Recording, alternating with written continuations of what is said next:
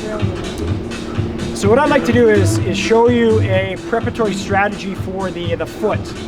And this, you can do it with shoes on if you want, but what you want to do is basically create space and then activation of the forefoot and the arch of the foot, so the forefoot and the midfoot. So what I'm going to do is I'm going to start off by trying to splay the toes. Here's a little trick for you. If you or an individual that you come into contact with has difficulty splaying the toes, a trick is to splay the fingers, and that helps splay the toes. All right, so just splay the fingers and it helps splay the toes. From there, what I'm going to do is I'm going to put the feet into the ground. One thing that I'm also going to do is create a ground reaction force and a corkscrew to try to get more action of the feet. So if you can zoom in on the feet here.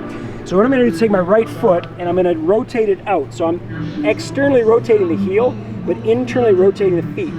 I splay my fingers to splay the toes, and then I corkscrew by pushing into every digit, all of my 5 digits on my right foot. I'm pushing them into the ground and I corkscrew so that both my feet are now parallel, and I set my heel down and I grip. What I can do is I can get out of the way with the other foot, so I can load the big toe, the medial arch, and then that same side hip. I would hold for a count and then I'd come back, okay? So again, splay the fingers to splay the toes, okay? I would externally rotate the heel, internally rotate the hip, corkscrew in by pressing in on the forefoot, planting the heel down, and then getting that foot out of the way. Okay? Now, if I wanted to load this strategy, which we always do with the Viper Pro, what I'm going to do is I'm going to grab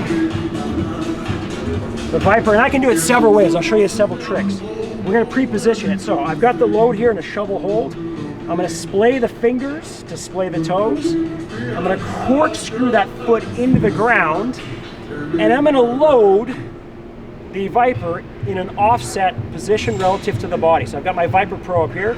I slip the back leg away. It's just hovering. It's not really weight planted. So all my weight is in the forward leg. I hold a kite position. I hold for a count, and then I come back. There is tension on the forefoot, the big toe, all the way to my hip. Another way I can do it is a similar strategy, and I'm going to take an offset hold right here. So I've got my right hand on the outside, I've got my left hand on the slot hold. Okay, I'm going to press into the forefoot, I'm going to corkscrew in and set my heel down, so big toe, little toe, and heel is into the ground. I get rid of the weight on my left side, and I'm going to drive up in a pre-position, hold that for a count. Okay, and then I come back, corkscrew in, plant the heel, get rid of the weight on the left side, descend with the pelvis and raise the hands, hold for a count, nice tall position, and then I release. This is a great way to prep the foot, the hip, and the trunk for exercises.